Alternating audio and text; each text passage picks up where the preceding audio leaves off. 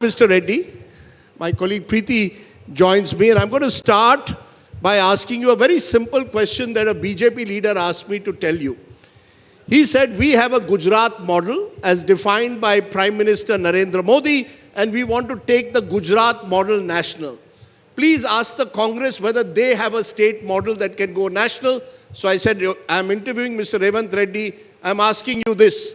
Do you have a Telangana model like the BJP claims it has a Gujarat model?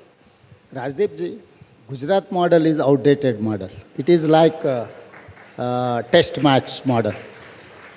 Gujarat model is a test match model. Now our Telangana model is 2020 model. So Telangana model is the model for the country. क्योंकि गुजरात में कोई welfare model नहीं है, कुछ ना कुछ development model दिखा के इन्वेस्टमेंट्स ले जाने के लिए जब मोदी जी चीफ मिनिस्टर था तब कोशिश किए।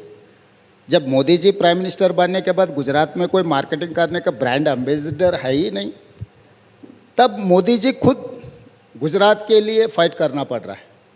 क्योंकि मोदी जी इस देश का प्रधानमंत्री है, फिर भी प्रधानमंत्री देश में हर कोने कोने में जो भी इन्वेस्टमेंट आना है उसके लिए कोई मदद नहीं दे रहा है।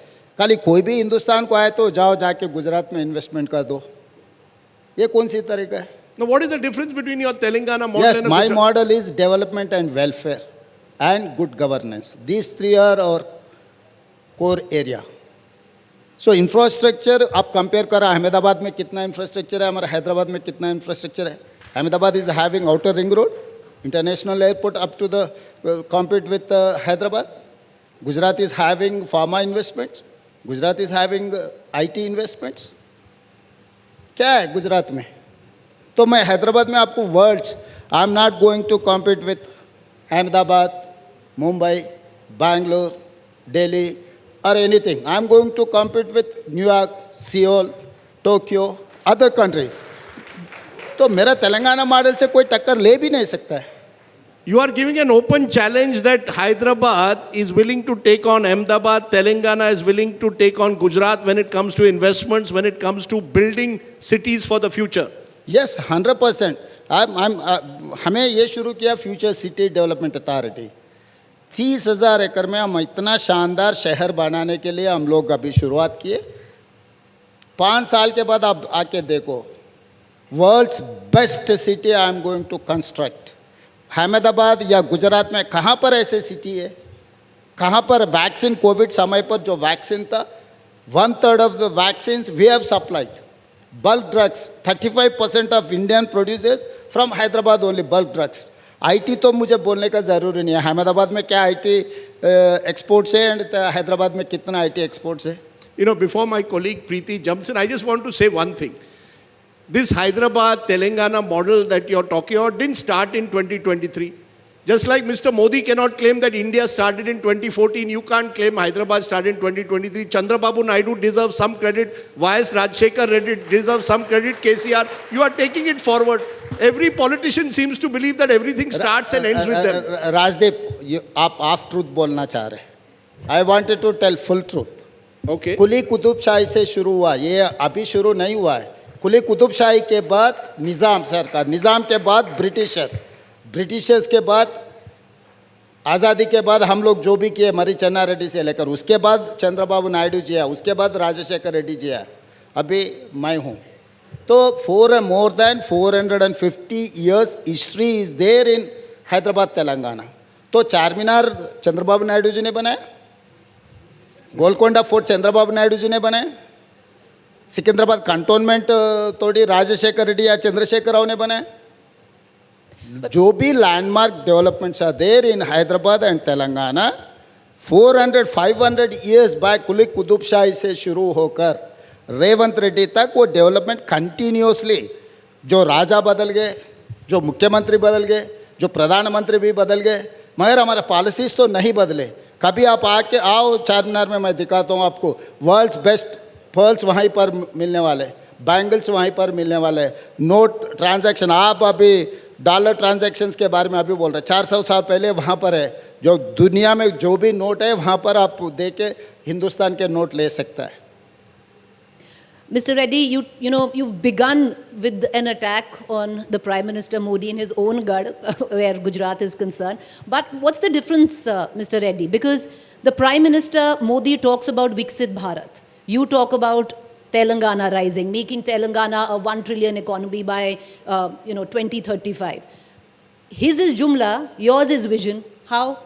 मैं किसी का जुमला बोल के नहीं कहना चाहता हूँ. मैं एक बात साफ कहना चाहता हूँ, डिस्पैरिटी अब नहीं दिखाना है. मोदी जी गिफ्ट सिटी लेकर गए. जो भी फॉरेन इन्वेस्टमेंट्स आ रहा है, अगर गिफ्ट सिटी में इन्वेस्ट किए तो वो पैसे उनके देश को वापस ले जा सकता है. हमारे हिंदुस्तान में कैसा ऐसे मौका किसी को नहीं दिया. जब मोदी जी प्रधानमंत्री है इस देश का, गिफ्ट सिटी को क्यों स्पेशल एग्जाम्पशन दिया हुआ है?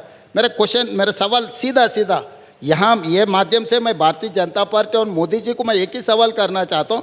गिफ्ट सिटी में आप जो फैसिलिटीज़ दिए, जो इन्वेस्टर्स को जो अनड्यू एडवांटेज दे रहा है, क्यों हैदराबाद में नहीं दे रहा है? अहमदाबाद में जो गिफ्ट सिटी को जो आउट ऑफ द वे जो बेनिफिट्स दे रहा है, वहाँ पर कोई भी यूनिवर्सिटी आए, कोई फॉरेन इन्वेस्टमेंट आया, वो इन्वेस्टमेंट प्रॉफिट अगर आए तो वो देश को लेकर जा सकता है. क्यों हैदराबाद में वो फैसिलिटी नहीं दिए?